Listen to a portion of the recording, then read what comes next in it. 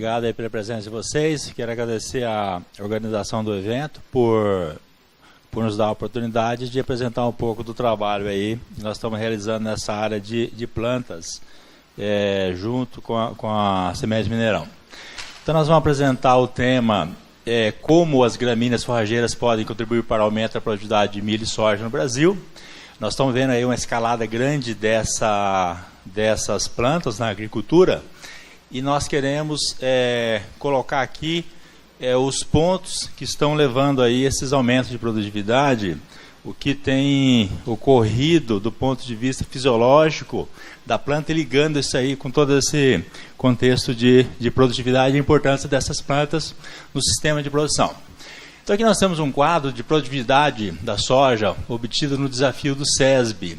Então o SESB, Comitê Estratégico Soja Brasil, foi criado há 10 anos e dentro do comitê nós criamos um concurso de produtividade. Esse concurso de produtividade ele tem como objetivo, nós sabemos que a produtividade ela é a função de uma junção de fatores.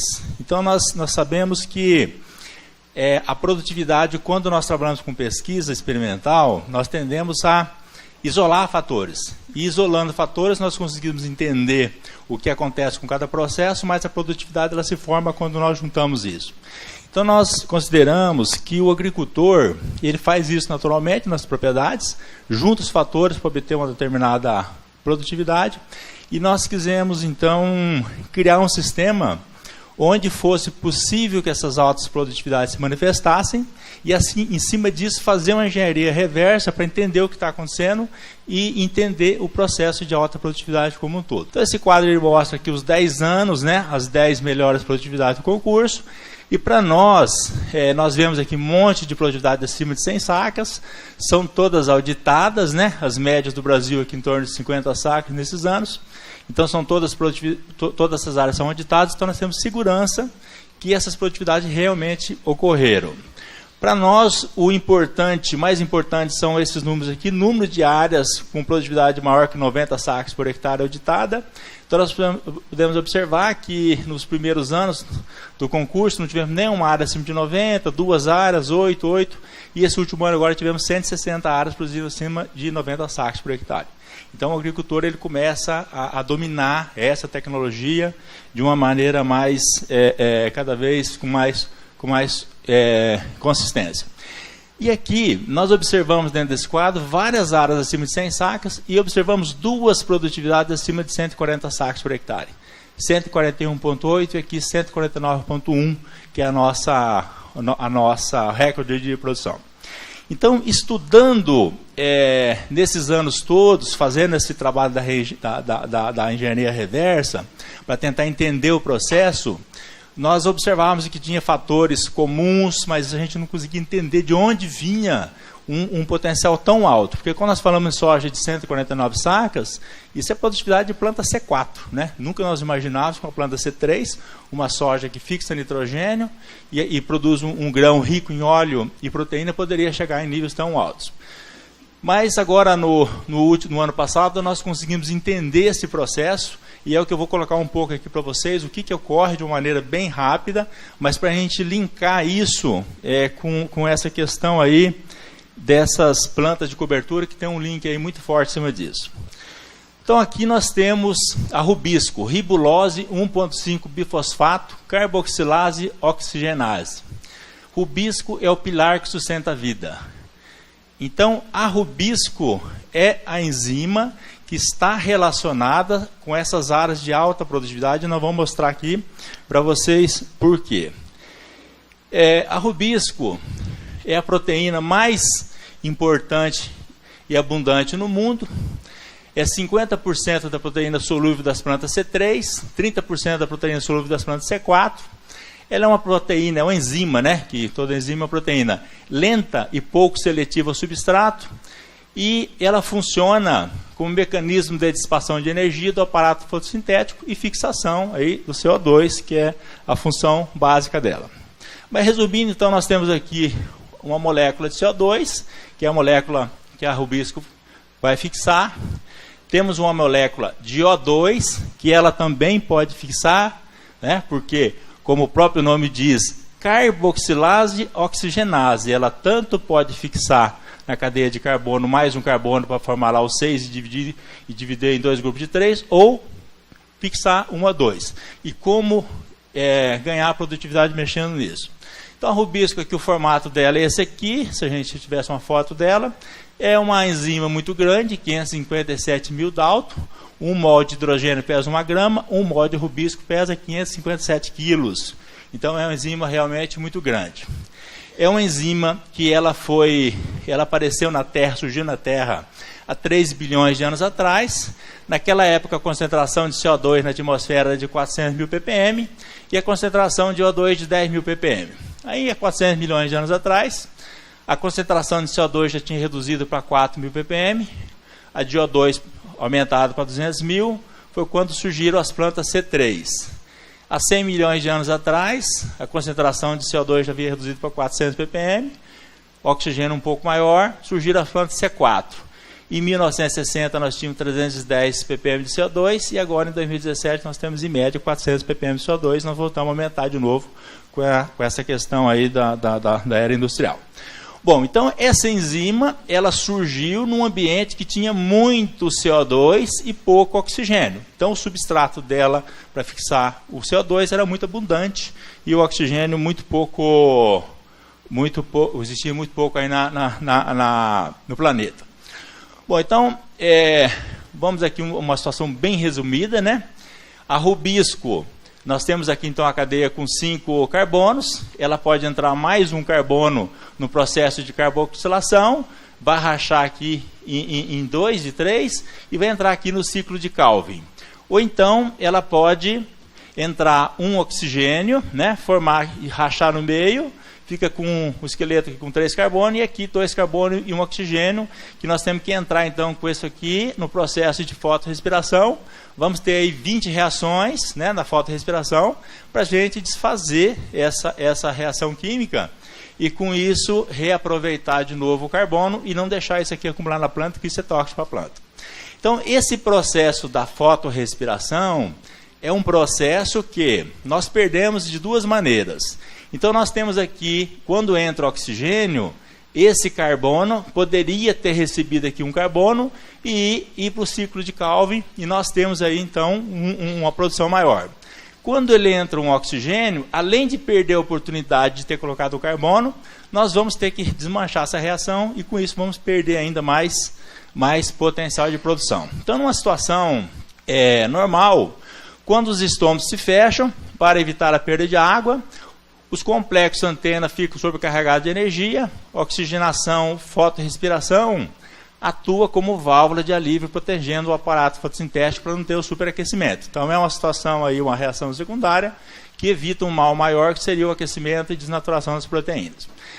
A proporção de carboxilações e oxigenações numa cultura normal C3 ao longo do dia, ao longo do ciclo dela, é mais ou menos essa relação aqui, 70% das oportunidades de fixar, né, o CO2, então acontece carboxilação, e 30% oxigenação. Esses 30% eu vou gastar 60% do carbono fixado para desmanchar a reação nesse processo aqui da fotorrespiração, então desses 70 vai me sobrar, se tinha aqui então 70 mol e aqui 30, vai me sobrar 32 mol de carbono fixado. Isso me remete para uma produção de uma planta C3 em torno de 150 kg de matéria seca hectare dia. Se eu tiver uma situação de estresse, que essa relação vier para 37,63, eu tenho 0 mol de carbono fixado, isso me remete a 0 kg de matéria seca hectare dia. Seria um processo que a planta deixa de crescer.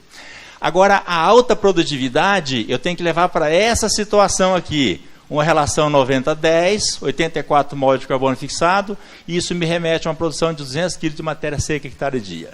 Então, a alta produtividade, dentro de todos esses anos que nós estamos estudando, a conclusão que nós chegamos é que nós temos que melhorar a eficiência da rubisco nas plantas C3. Agora, como melhorar a eficiência da rubisco nas plantas C3? Então, nós colocamos que a questão principal é manter o estômago aberto. Nós temos aqui 32 mil estômatos por centímetro quadrado de folha, né? Na média das plantas. e para manter esse estômago aberto, para poder ter uma entrada grande de CO2 dentro da célula. Então, quando nós temos uma redução do CO2 na planta, nós temos um comportamento muito diferente de uma planta C3 em relação à planta C4. Então, aqui tem um trabalho feito com a planta C4, amarantos. O pesquisador criou câmaras de fechadas, né, colocando 150 ppm de CO2 até 700 ppm, e usou como planta indicador o amarantos. E viu aqui o crescimento durante 35 dias. Então, a gente vê que se concentração de 150 ppm ou de 700, não existe uma diferença tão grande de crescimento da planta pela própria fisiologia da fixação das plantas C4, que é uma fisiologia mais eficiente. Agora, esse abutilon, que é uma planta C3, usada como indicadora, nós vemos uma diferença enorme quando ele estava aqui a 150 ppm de carbono, contra 350 ppm de carbono, que seria mais ou menos aí a concentração normal, uma diferença enorme. Então, quando o estômago fecha totalmente ou parcialmente e falta CO2 no sistema, a planta C3 ela diminui muito a eficiência fotossintética dela e em outros fatores também, quando o CO2 não chega bem, não chega no local de uso que seria na rubisco. Bom, então, se eu tenho aqui uma situação que eu não posso deixar baixar CO2, e o processo aí do estômago fechar é um processo importante, o que eu tenho que fazer para manter esse estômago aberto, mesmo nos horários mais quentes do dia, por mais tempo possível, dentro do ciclo da cultura? Então, uma questão muito importante é o acesso à água. A quanto de água eu vou ter de acesso nessa cultura. Então, aqui nós temos um experimento de extração de água em camadas do solo, ao longo do perfil, e densidade reticular de soja, milho e sorgo. Então, o pesquisador pegou um solo até 2,40 m e mediu o quanto de raiz ele tinha nesse solo e viu a proporção de raiz em cada camada dessa. Fez isso para milho e fez isso para sorgo. Então, ele viu aqui que 43% do sistema radicular estava abaixo de 60 centímetros de profundidade. Fez isso também para as outras culturas. E depois ele pegou esse solo e irrigou ele para a capacidade de campo, deixou na capacidade de campo, deixou essas plantas absorver água 2 dias e aí mediu de onde saiu a água de cada camada. Então, 2 dias nós não temos déficit hídrico. A planta tem condição de tirar água à vontade da camada que ela preferir. Aí, quando ele mediu a quantidade de água que saiu em cada camada, ele viu o seguinte, que existia uma desproporcionalidade entre raiz e água. A soja, 43% da raiz está abaixo de 60%, mas saiu 63% da água nesses 2 dias. O milho, 23%, saiu 65% da água. O sorgo, 14%, saiu 65% da água. Por que sai mais água da camada inferior se não existe déficit? A princípio, nós esperaríamos que fosse proporcional à quantidade de raiz, e não é. Por que essa planta está tirando mais água das camadas inferiores se não falta água? Aí o pesquisador, ele continuou a pesquisa e foi medir o potencial mátrico do solo em todas essas camadas. Então, o que ele observou? Que a potencial mátrico dessa camada superficial estava em 15,9 e aqui 4,4, ou seja, 1/4 do potencial mátrico. O potencial mátrico tem a ver com a água e com os sais que existem na água. Então, se essa camada superficial ela tem água, mas ela tem mais sais, a planta vai preferir tirar a água inicialmente das camadas onde nós temos menos sais, menos potencial mátrico. E isso também aí para o milho, isso aqui também para o sorgo. Então, primeira questão, como que nós conseguimos manter o estômago mais aberto ao longo do dia?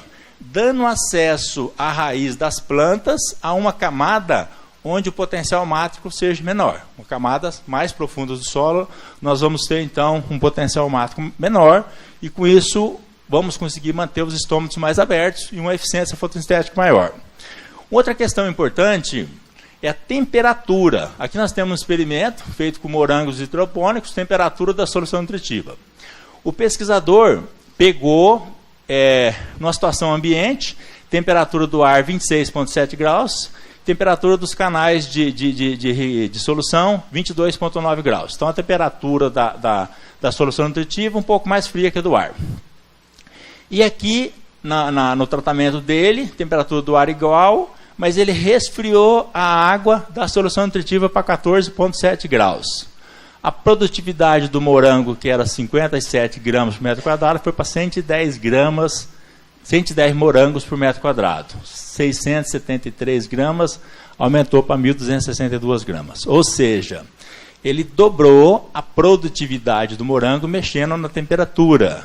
Então, a temperatura da solução é um outro fator muito importante para a gente conseguir uma melhoria da fotossíntese, uma melhoria da rubisco, porque temperaturas menores nós temos uma difusão mais fácil do CO2 do ar para a água. Dentro da água, a difusão cai, mas essa entrada do ar para a água aumenta.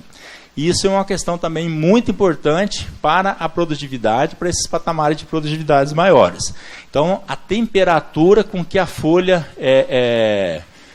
a temperatura da folha que vai implicar também diretamente nessa questão da eficiência da rubisco. E como nós vamos, então, conseguir... Então, nós temos aí 3 fatores, né? A rubisco está relacionada com CO2, que está relacionada com água, e nós temos que ter, então, o que, do ponto de vista de água, para altas produtividades? Muita água, água com pouco sais e água mais fria. Então, essa condição de água, nós vamos conseguir nessas camadas mais inferiores do solo, camadas mais profundas do solo. Então, nos trabalhos do SESB, pesquisando essas áreas de alta produtividade, o que nós observamos? Que essas áreas acima de 100 sacas, elas ocorrem normalmente com solos de baixa compactação. Perfil do solo com impedimento físico. Então, as medições que nós usamos aí é o megapascal, né? Resistência à penetração no solo, medida em megapascal. Fizemos isso aí uma centena de vezes, e em todas as situações que você tem alta produtividade contra a produtividade mais normal, nós encontramos um solo menos compactado. Então, a princípio, a gente não conseguia entender o que tem a ver a física com a fisiologia. E hoje nós estamos vendo que a física ela tem que ver com a fisiologia, porque ela envolve raiz e envolve água, que vai estar relacionado aí com a eficiência da rubisco. Então, solos, aqui no caso, uma área com 114 sacos, uma com 110, compactação abaixo de 1 megapascal, áreas com 76 sacos, compactações aqui próximo de 2 megapascal. As áreas aí da safra 16 e 17, as áreas que foram campeãs aí dessa safra, com 108, 96, 122, 149 sacos, olha como está a área de 149 sacos. Tudo com menos de 1 megapascal. Então, às vezes a gente encontra alguma coisa entre 1 e 1,5 megapascal, com produtividade ainda alta, mas nunca encontramos nenhuma área que estivesse acima de 1,5 megapascal, com essas produtividades aí acima de 100 sacos por hectare. Então, a compactação é um fator aí limitante. Aí, quando a gente faz análise do sistema radicular nessas áreas, o que nós encontramos? Uma área de 122 sacas e uma área comercial de 78. O sistema radicular, normalmente, ele se comporta dessa forma. Então, nós temos aqui as áreas normais com o sistema radicular na superfície, parecido com as áreas de alta produtividade, mas quando nós descemos no solo, o sistema radicular, nessas áreas de alta produtividade, ele continua até 2 metros, até 3 metros de profundidade. Então, para alta produtividade, não adianta nós pensarmos que soja a 60 centímetros é suficiente. Não é aumentar de 20, 30 para 60. Área de alta produtividade, acima de 100 sacas por hectare, o sistema radicular tem que estar a 2, 3 metros de profundidade para acessar essa água com poucos sais, muita água e água mais fria, que é importante para esse processo. Aí, quando a gente fala então em compactação, nós imaginamos que os solos argilosos vão estar mais compactados e os solos arenosos menos. Então, nós temos aqui um solo com 4% de argila, e o que nós estamos vendo é que os arenosos compactam muito mais que os argilosos. A situação nos arenosos ela é pior do que dos argilosos, e muito pior. O nível de compactação ele chega a dobrar.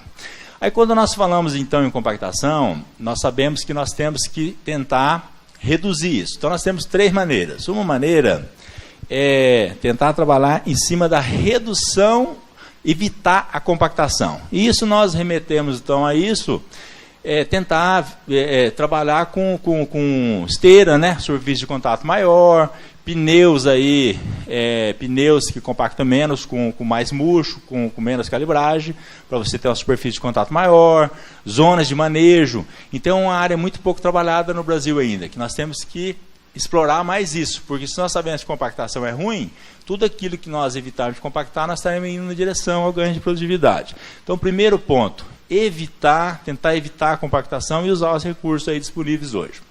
Segundo ponto, estando compactado, nós teríamos então a questão de descompactar fisicamente, né? Aqui nós temos então a foto de subsolador, mas nós colocamos aqui, ó, um monte de interrogação em cima disso. Nós fizemos agora fizemos um experimento medindo sistema de descompactação mecânico. Então pegamos lá numa fazenda 4 locais, um argiloso, 3 arenosos, e usamos 100 revolvimento do solo, grade de 28 polegadas, a Iveco a 35, subsolador a 45 e o Triac, que é um equipamento aí que rebenta todo o solo, a 60 centímetros, e usando o Triac só mecânico, com fosfato e com cal, iorim e calcário. Aí, como esse custo do Triac é um custo alto, em torno de R$700 por hectare, para fazer a operação e mais os insumos, nós colocamos o experimento para ser avaliado em 4 anos, para ver a análise econômica disso. Primeiro ano, nós tivemos um ganho surpreendente de produtividade, em torno de 10, 12, 14 sacos por hectare, principalmente para esse Triac, que é o sistema aí mais agressivo. Aí, ok, ficamos aí contentes com o resultado, fomos para o segundo ano, para fazer a análise econômica. Então, a princípio, o primeiro ano já mais ou menos pagou o custo, a gente imaginava que aí, a partir do segundo ano seria lucro. Agora, uns 15 dias atrás, eu não trouxe os dados para vocês, que a gente ainda não tabulou eles, fomos avaliar o resultado do segundo ano. 10, 12 sacos a menos por hectare do que a testemunha onde usou esses equipamentos. 10, 12 sacos a menos. Aí, nós temos então os Triac aí 3, né, sistemas, em todos eles, nos 4 locais. Então, não deixou dúvida, na hora que nós somamos a produtividade do primeiro ano com o segundo, zerou, ficou igual a testemunha, e sobrou o custo aí, que não conseguimos então pagar o custo da operação, e temos os anos futuros aí, que provavelmente a produtividade vai ser menor. Então, que lição nós aprendemos disso? É que o solo, ele está com a estrutura ruim, tanto é que nós passamos lá o equipamento, né, mecânico, e melhorou a produtividade no primeiro momento. Só que, mesmo tendo uma estrutura ruim, nós tínhamos ali canais de raiz de cerrado, de gramíneas, da raiz da soja, de um besouro que fez ali um buraco, uma minhoca, existia alguma coisa ali. Só que não era suficiente para ter uma produtividade massa. Nós fizemos uma intervenção mecânica, arejou tudo isso, aumentou a produção em 10 sacos. Segundo ano, na hora que esse negócio assentou, aquela estrutura que existia que não era boa, ela ficou pior ainda, e a produtividade ficou negativa. Então, a questão da operação mecânica, nós vamos ter que rever isso e repensar muito antes de fazer essas intervenções, porque nós podemos dar um passo atrás grande aí nessa busca da produtividade. E o terceiro ponto seria o uso de plantas, né, com o sistema reticular, para poder melhorar aí essa descompactação e melhorar o perfil do solo. Então, o que nós temos que procurar como objetivo? Procurar isso aqui, ó, solos com menos de 1 megapascal de resistência. Esse que tem que ser o nosso, né, Alfredão? Quando a gente procura fertilidade, o que nós queremos? 40 ppm de fósforo, né? 120 de potássio e tal. Então, em termos de física, talvez esse seja o nosso parâmetro, a nossa busca em cima dessa questão. Esse agricultor que colheu 149 sacos, aí, o campeão do SESB. Então, o que nós vemos? Ele usa aqui um sistema, ele está lá na região de Guarapuava, sul do Paraná. O que está em amarelo são as culturas de verões, né? Soja, soja, milho, soja, milho, soja, soja, milho, soja, soja, milho. Então, ele planta um ano de milho e 2 de soja. Então, ele usa gramínea no verão. E no inverno, sempre gramínea, ó, aveia, cevada, trigo, cevada, aveia, cevada, trigo. Então, nós vemos aqui, porque o solo dele está com menos de 1 megapascal, mas como é que ele consegue isso? Se 99% dos agricultores estão com o solo compactado, por que ele não tem? Ou na região deles, menos gente tem. Então, o que nós estamos vendo, que tem a ver com o manejo usado na região, que é o manejo aí de gramíneas de inverno, um clima frio, né? Que ele acabou, dentro desse manejo, levando esse solo para menos compactação. Só que os nossos sistemas de manejo no Brasil, a maioria leva para mais compactação. São as regiões aí de soja e milho safrinha. Então, nós vemos uma presença grande de gramíneas e gramíneas no inverno, que são gramíneas adaptadas a essa situação de clima, que também produzem muito sistema radicular muito abundante. Aí nós temos aqui um trabalho feito pela Embrapa, né, região ali de Maringá, junto com a Cocamar, e aqui nós temos então a medição também da compactação do solo em megapascal, de meio até 5,5. Tem o que nós observamos? O solo aqui com milho safrinha, com a camada bem compactada, nessa camada aqui de 5 a 25 centímetros. Aí foi usado, nessa parcela, milho safrinha com braquiária rusiense, reduziu um pouco a compactação, aveia mais nabo não mudou muito, né, por esse sistema de medição, e só a braquiária rusiense diminuiu mais a compactação. Então, quando nós usamos a braquiária rusiense, que há uns anos atrás a gente tinha muita dúvida de onde estava vindo esses aumentos de produtividade, né? No Mato Grosso do Sul é muito usado. Então, hoje nós vemos que um dos fatores principais é essa redução da compactação do solo. A produtividade está vindo dessa braquiária, ela conseguir ajudar a descompactar o solo de uma maneira eficiente. Aí nós temos aqui um quadro mostrando aí produtividade pelo IBGE de várias regiões do Brasil. Eu vou usar aqui esses dados para a gente entender um pouco, né, que nós queríamos saber nessas regiões que começou a usar essa tecnologia do milho safrinha com braquiária, se a gente já conseguiria ver essa diferença de produtividade naqueles municípios. Então nós pegamos aqui o município de Maracaju, comparamos com Dourados, Itaporã, Rio Brilhante, Cidrolândia e outros municípios. Por quê? Maracaju tem lá a Fundação MS e foi onde começou esse processo de integração agricultura-pecuária, usando braquiária rusiense dentro do milho safrinha. Aí a Fundação MS fez algumas pesquisas, viu que isso aí era positivo, ela tinha um trabalho de consultoria para os agricultores da região, e ela pegou e difundiu isso, passou a recomendar. Então, Maracaju passou a usar já a rusiense no meio do milho safrinha em grande escala, num momento já definido. E Itaporã é um solo vizinho, um município vizinho, com solo mais fértil que Maracaju. Itaporã predomina lá solo roxo eutrófico e Maracaju lá solo roxo distrófico. Então, a fertilidade de Itaporã é melhor. Mas essa tecnologia da rusiense não entrou em Itaporã no primeiro momento, como entrou em Maracaju. Então, o que a gente vê aqui? Nesses primeiros anos, a produtividade de Maracaju de soja sempre menor que Itaporã. Tem os degraus iguais, mas menor, sempre menor. É um espelho, né? Mas mais baixo em função da fertilidade. Então, nesses primeiros 6 anos aqui, antes de ter essa rusiense, produtividade média de Maracaju, 39 sacos, Itaporã, 44. Aí aqui que começou a entrada forte da rusiense, em Maracaju e não em Itaporã. Aí o que acontece com a produtividade? Inverte. Maracaju passa a produzir mais, que é a linha azul, e Itaporã menos. E aí quando nós temos um ano de seca, como esse ano aqui, que veio a produtividade para 27 sacas em Itaporã, Maracaju conseguiu manter aqui perto de 47, 48. De novo uma queda forte, Maracaju não sentiu, as quedas não sentiu, e um ano muito bom, Itaporã ainda produz mais que Maracaju, que a fertilidade é melhor. Então o que nós vemos? Que essa entrada da rusiense no meio do milho safrinha conseguiu dar uma estabilidade de produção para a região de Maracaju, que não tinha anteriormente e que continua não tendo em outros municípios que não usam muito essa tecnologia. E a média que aqui era 10% a menor, ela passou a ser 10% maior, com a média de 49,6 sacos por hectare aí nesses últimos 10 anos.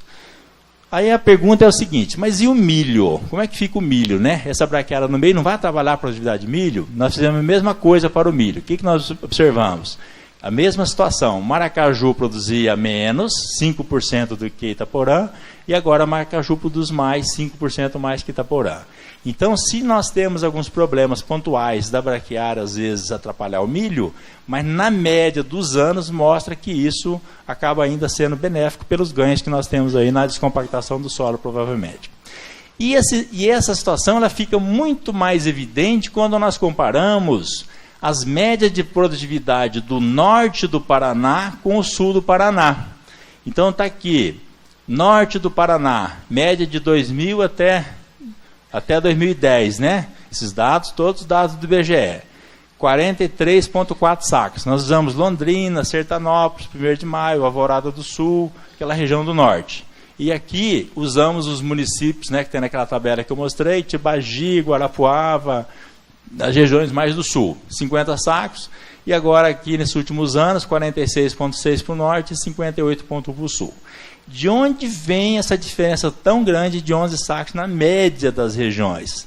Então essas diferenças nós acreditamos que ela está vindo do manejo. O manejo norte do Paraná, soja, milho, safrinha, que está levando a uma situação de compactação, uma situação de produtividade menor. E o sul do Paraná, uma situação de não tem milho, safrinha, soja, milho no verão e culturas de inverno no inverno, que leva a uma situação de menor compactação, com uma média aqui muito boa de município, que tem muitos produtores aí colhendo acima de 70, 80 sacos por hectare até. A situação do Mato Grosso, pegamos todos os municípios dos últimos anos, 50,8 sacas de soja por hectare. E o Mato Grosso, com essa quantidade grande de chuva, que não falta água, né? Por que não está produzindo 58 sacos como o sul do Paraná? E o nível de tecnologia, às vezes, até maior que o próprio sul do Paraná. Nós usamos soja e milho safrinha. E soja e milho safrinha num ambiente muito úmido, que tem realmente um ambiente que tem muita água, mas nós temos uma situação de compactação mais séria e também não tem muito uso aí dessas braquiárias nessa situação. Então, Maracaju, que chove 180 milímetros por mês, está produzindo igual o Mato Grosso, que chove 300 milímetros por mês nessa época aí da cultivo da soja, né? Em torno de 50 sacos. Então, nós vemos que essa dobradinha soja e milho safrinha, nós temos duas receitas, mas nós estamos sacrificando aí a produtividade da soja e reduzindo a receita com a soja. Agora, nós falamos aí que a Rusiense é uma braquiária que ajuda na compactação, mas nesse trabalho da UFV-JM, a medição deles, ela reduziu 11, o Mombasa 18 e a Brisanta MG5 Charaés 24. Então nós vemos que dentro desse campo de usar plantas como descompactadoras, nós podemos melhorar, evoluir e podemos ter plantas melhores que fazem um papel melhor desse processo. Aqui nós temos um trabalho do Balbinotti, agora de 2017, que ele queria saber o seguinte: o que é mais importante, a raiz ou é a parte aérea para melhorar a produtividade aí, então, da soja? Então ele colocou lá na região de Londrina, um trabalho com pousio, né? Mediu a soja numa situação que ela foi plantada depois de pousio, então não tinha safrinha. E aqui ele tinha área em pousio, e aqui ele tinha área plantada com Rusiense e Piatã. Mas aí ele tirou a palha dessas áreas e colocou nessa aqui, onde era pousio. E aí mediu o que aconteceu com a produtividade da soja. Então aqui nós temos só palha e não tem raiz de Rusiense e de Piatã. Bom, então só colocando a palha na superfície, nós tivemos um ganho. De 85 sacos foi para 97, para a Rusiense, e Piatã 111. Então Piatã é uma braquiária melhor para aumentar a produtividade do que a Rusiense. Descompacta mais o solo, tem mais massa. Agora, quando ele tirou então a palha, ficou só com a raiz, a Rusiense produziu 126 sacos por alqueire e a Piatã 136. Então, mostrando que sem a palha, só com a raiz, nós tivemos um ganho grande de produtividade. E aqui, tendo a raiz e a palha junto, não tirou nada. 155 e aqui 150 Piatã. Então, na situação, o Piatã produziu um pouco menos, provavelmente muita palha, a plantabilidade ficou um pouquinho pior. Então, mostrando que o sistema radicular é mais importante que a parte aérea e nós temos condição de ter ganhos grandes, principalmente quando nós temos comparações aí com pousio. Então, o resultado, 28% veio da palha e 68% veio das raízes. E aqui nós temos um outro trabalho, feito também lá no Paraná, onde nós temos testando diferentes rotações: trigo, soja, milho, safrinha, soja, milho, safrinha, Rusiense, soja, e aí vai, né? Várias situações. Então, o que nós vemos? Que o milho, safrinha, soja foi o que entregou menos produtividade de soja ao longo de 3 safras, né? Aqui sacas por alqueire, 396. O trigo, soja foi um pouco melhor. Quando nós pegamos milho, safrinha, colocamos 1 ano de Rusiense, melhorou, 2 anos de Rusiense, melhorou, 3 anos de Rusiense, melhorou, e a Rusiense pura melhorou mais ainda, né? E aqui uma Rusiense pura e 2 anos de safrinha, ficando uma situação parecida. Então nós vemos que essa rotação, ela é muito importante ser avaliada e nós temos que pensar em maneiras de melhorar a produtividade da soja trabalhando em cima dessa rotação, usando ou não essas gramíneas em diferentes situações. Aí quando ele levanta a análise econômica, o que nós vemos? Que o trigo e soja, então nós temos uma receita aqui de 12.290, é um lucro operacional, né? Não é lucro líquido, é lucro operacional. A maior parte vem da soja e um pedacinho pequeno do trigo. Aí quando você pega o milho safrinha soja, 13.230, né? Parecido, né? Deu R$1.000 a mais que aquele primeiro, mas uma parte maior vem do milho, mas a soja contribui menos com a receita, caiu mais a produtividade da soja. Quando você tem a Rusiense soja, então não tem lucro aqui da Rusiense, né?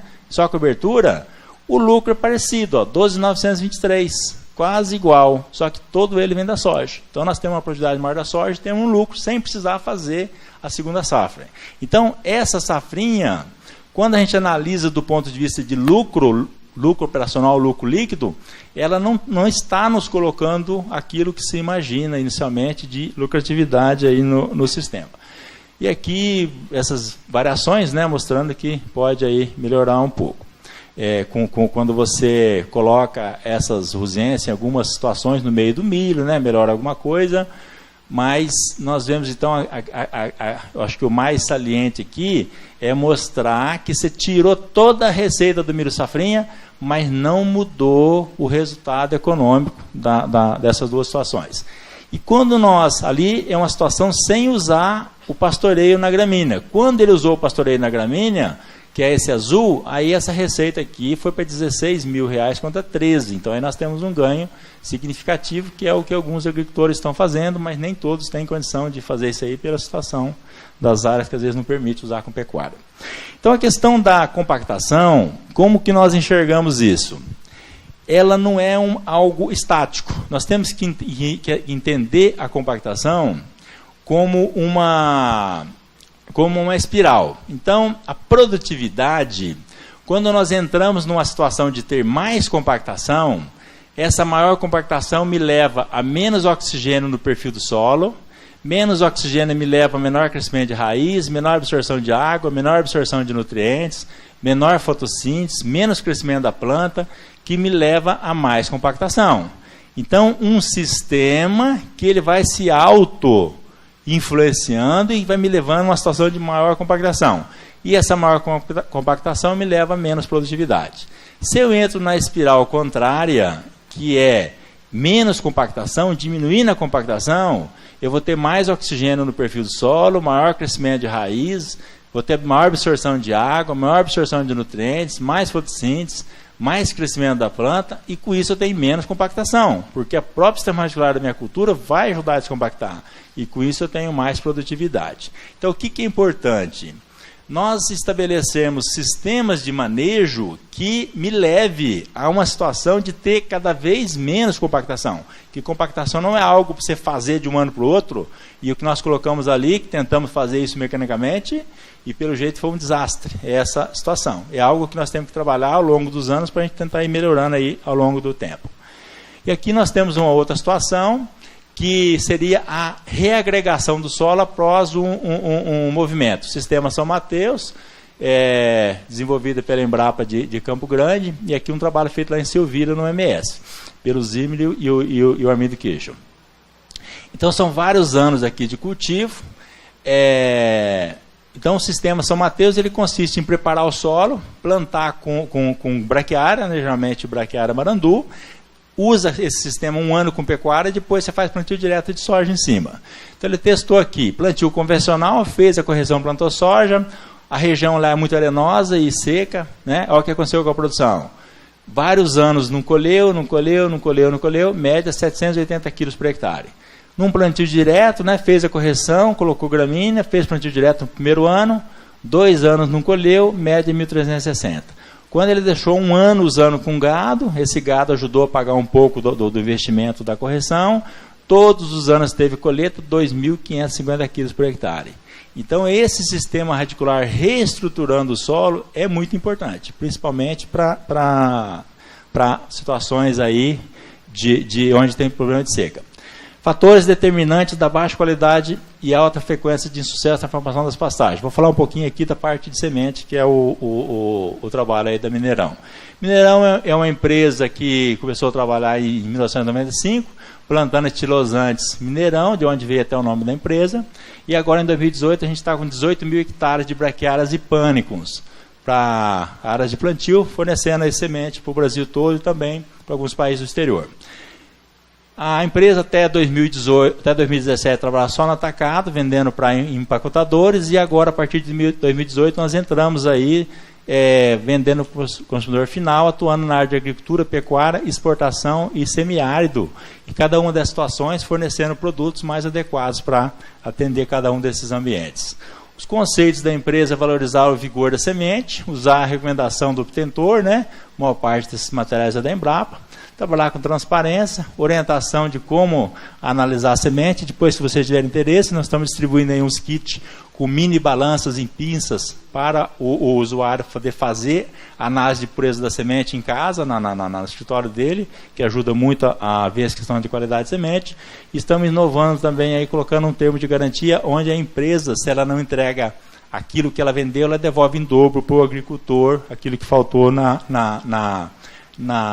análise da semente. Então, por que nós temos tanto problema de qualidade na parte de semente de pastagem, muito diferente do que acontece com semente de soja, semente de milho, de sorgo e outras culturas? Então, nós temos 3 fatores determinantes da qualidade. Primeiro, é o mercado. Então, quando nós pegamos a cultura da soja, nós temos a soja semente, e quando não dá semente, ela se transforma em grão, né? Você fez um talhão lá para semente, não deu semente, vira grão. O milho, semente, também nós temos o grão quando não deu semente. E as braquiárias e pânicos? Nós temos então semente, e quando não dá semente, vira o quê? Alguém já viu alguém aí comprando grão de braquiária? De pânico? Alguém usa grão de braquiária para dar para passarinho? Competir com alpiste e painço? Então não existe a versão grão. Então tudo que é produzido vira semente, mesmo que a germinação seja baixa, que não tenha vigor. Segundo ponto, o vigor da semente, né? Pureza versus germinação, nós temos o valor cultural. Mas mais importante que o valor cultural é o vigor. Como é que essa semente está? Como é que está a germinação dela? Então, a medição de vigor não é feita em soja, milho, mas semente de forrageiras não. Então, a medição de vigor poderia ser feita com densidade, né, medindo com raio-x, envelhecimento acelerado, e pelo próprio tetrazóleo poderia se fazer. Mas, como é uma semente pequena, é difícil de analisar vigor analisando os testes de tetrazóleo.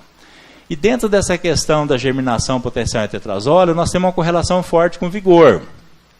Quando a semente está com acima de 90% de germinação em tetrazóleo, geralmente ela está aqui nessa faixa de altíssimo vigor, 85, 90 alto, 80, 85 médio, 75, 80 baixo, e abaixo de 75 seria baixíssimo vigor. Então, uma das maneiras práticas de saber se a semente tem vigor é vendo a germinação dela, parecido com a soja. Se uma soja tem acima de 90% de germinação, geralmente já tem alto vigor. Se ela tem abaixo de 70%, normalmente é baixo vigor, né? Parecido com outras culturas. Aí eu pergunto, e as sementes de 30% de germinação, né? Para onde elas vão, né? O Ministério permite que seja vendida até com 60% de germinação. Imagina aí a soja, a gente comercializar uma soja semente com 60% de germinação. Então, esse aqui está dentro aí da permissão do Ministério. Então, uma semente com 30% também não vai virar grão, né? Ela vai ser misturada com a outra de 80% e fazer uma de 60% que vai ser vendida para o agricultor. Então, esse é o sistema que a situação aí acaba trabalhando. Uma questão também importante na qualidade é a umidade da semente, que ela é muito influenciada pela umidade relativa do ar. É uma semente rica em amido, né? Então, quando a umidade aumenta, a umidade da semente também aumenta. Então, quando nós temos aqui umidade do ar de 30%, geralmente ela vai entrar em equilíbrio, dá 7,9 na semente. Com 80 vai dar 14,2. Então, quando você pega essa semente e entra no verão, que a umidade aumenta, ela absorve a água do ambiente e ela vai se deteriorar mais rapidamente. E outra questão relacionada à qualidade tem a ver com as recomendações de quantidade aplicada. Aqui nós temos os diferentes materiais lançados pela Embrapa nos últimos anos e a recomendação da taxa de semeadura pela Embrapa. Quilo de semente pura viável por hectare. Então, Marandu, 4 a 6 quilos, cada um tem um dela aqui. PMS dessas sementes, peso de 1.000 sementes está aqui. número de sementes por grama está aqui, e a recomendação em sementes puras viáveis por hectare em números está aqui. Então nós vemos que as braquiárias estão em torno de 700 mil sementes puras viáveis, né, semente que nasce por hectare, e os pânicos em torno de 2,5 milhões de semente pura viável por hectare. Bom, então essa recomendação aqui da Embrapa, isso não é respeitado pelos vendedores. Então o indivíduo vai lá, pega e cria a recomendação dele. E geralmente a recomendação dele entra metade ou menos da metade está sendo recomendado. Então por isso as áreas geralmente ficam mal formadas, você coloca menos semente. Aí a Embrapa fala para colocar então 6 kg de semente pura viável, né? 4 a 6. 4 numa situação plantio de plantadeira e 6 jogada a lanço. A empresa peletiza a semente. Quando você peletiza, você triplica o peso da semente, mas você não muda o VC. Então, se a Embrapa recomenda 6 kg, ele continua recomendando a mesma quantidade, só que aí, como criou o pellet, tem um peso maior, está colocando metade ou menos da metade da quantidade de semente, não vai ter aí uma formação boa, né? E a questão, então, desse sistema, como é que ele funciona no mercado de semente? Normalmente, nós temos aqui, então, um produtor de semente, vende para o embalador, vai para uma loja agropecuária, que vai para o consumidor final.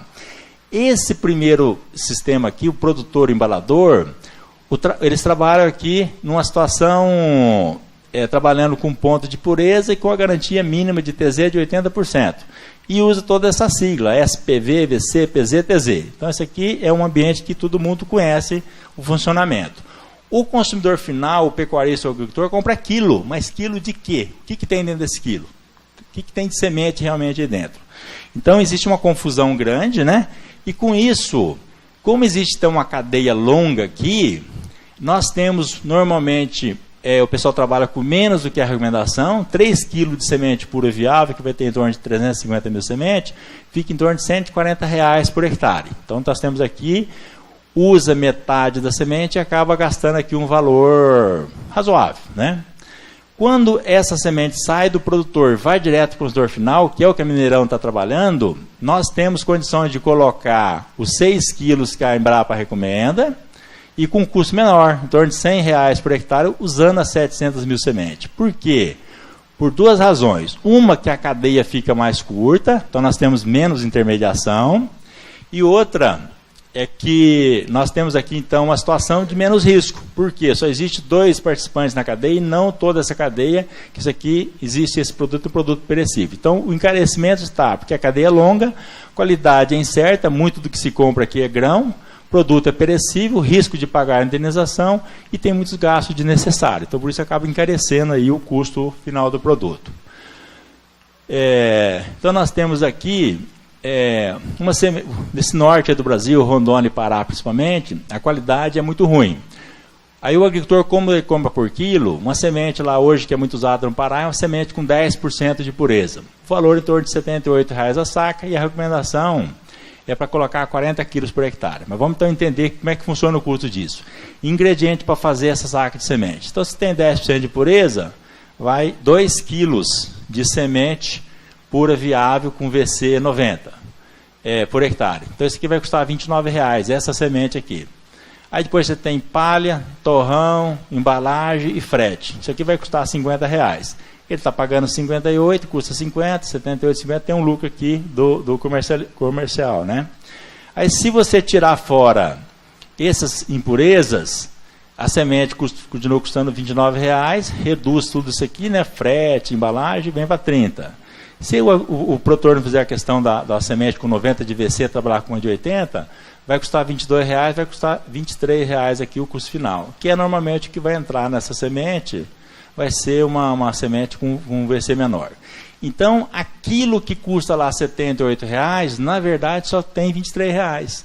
Quase 3/4 do custo do produto está nessa operação inerte de sujeira, de frete, de embalagem, de coisas desnecessárias. Então, por que a Mineirão consegue vender mais barato e está trabalhando com a semente pura? Porque a semente pura, o custo é muito menor. Então, é um custo para o produtor muito menor. Aí tem a dificuldade da máquina de aplicar, que às vezes você tem que ter uma máquina diferente daquela, mas operacionalmente é um custo menor. Quando a gente fala em torrão, são máquinas que fazem isso, é um tipo de argila, né, moída para poder colocar junto com a semente.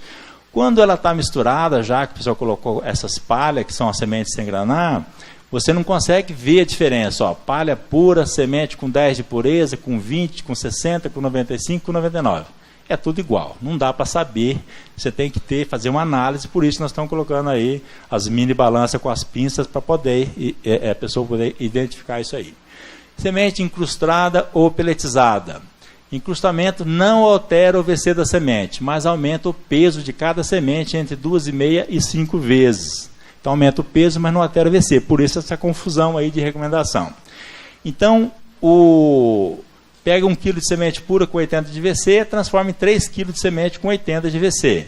Recomendação média 10 kg por hectare, você vai estar colocando 3,3 kg de semente, 2,6 kg de semente pura viável por hectare, menos da metade da recomendação. Por isso que as áreas ficam mal formadas e nós temos um prejuízo depois para frente na cadeia produtiva. Então o custo para peletizar, os produtos calcário, gesso, pó de ferro, argila não são caros, em torno de R$100 por tonelada. Grafite termofosfato também é usado em algumas situações, mais caro, 1.500, mas o grande problema é esse aqui, é o custo da cola, processo de incrustamento, secagem, embalagem, frete, e então isso aqui vai encarecer em torno de R$3 por quilo, por isso que a semente fica muito mais cara quando ela é peletizada. Agora, existem vantagens quando você peletiza, quais são? Pássaro e formiga não carrega essa semente, a balística é melhor que a semente de baixa pureza, precisa de mais chuva para germinar, né? Isso é uma vantagem quando você coloca no início das chuvas, e maior lucratividade para o vendedor. E quais são as desvantagens? Aumento muito do custo, em torno de R$3 por quilo, pode reduzir a germinação e vigor no processo, resíduo de semente pura com baixo vigor, mais ou menos 20% você acaba tirando ali para poder peletizar e que depois não tem um comércio muito certo. Precisa de mais chuva para germinar, isso é ruim no final das chuvas. Alto índice de indenização, porque tem muitas áreas que às vezes não nasce bem, aí o agricultor quer a indenização, porque ele acredita que é da perização. E não pode ser tratada como micro-organismo. Esse é o desvantagem principal dessa semente peletizada.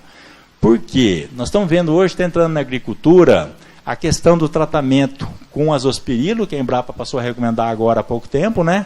Ganhos aí na fixação de nitrogênio, e está começando a entrar também a inoculação com fungos na semente desse capim, para ela melhorar o controle a esses fungos que vão controlar nematóides no solo e fungos de solo.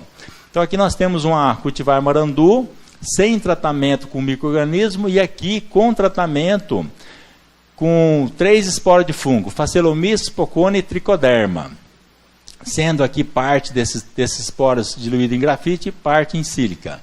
Rusiense, sem e com. Então o Tricoderma é um fungo que ele pode, além de combater fusária no solo, ele pode também ajudar no próprio crescimento dessas gramíneas, que é o que está acontecendo aqui, e nós estamos enxergando isso com um potencial muito grande para a agricultura para os próximos anos, e para nós veicularmos esse fungo, o ideal é que a semente seja uma semente nua, para você não conseguir distribuir ele bem na semente. Outras variedades igual, né? E por que isso ocorre? Raízes de Eleusine coracana e Brachiara rusiense pode liberar na forma de exudatos no solo cerca de 0,8 a 2 toneladas por hectare ano. Então o sistema radicular libera exudato, que por sua vez multiplica esses micro-organismos, e os micro-organismos vão ajudar no controle de nematóides e de fungos de solo, que é o que nós vimos ali naquela situação. Então nós colocamos aqui, terminando, né? Quando você tem menos semente por hectare, essa questão do custo é irrelevante. Por quê? Porque essas pastagens são plantadas para ficar vários anos, e com isso nós não temos então muito... Você vai diluir essa diferença de custo num período grande de tempo, não é muito importante.